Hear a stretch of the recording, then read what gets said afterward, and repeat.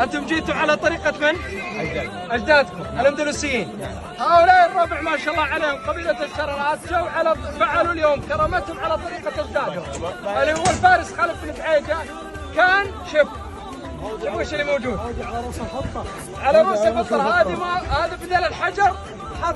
شوف ناظر هنا هذا راس تبيع.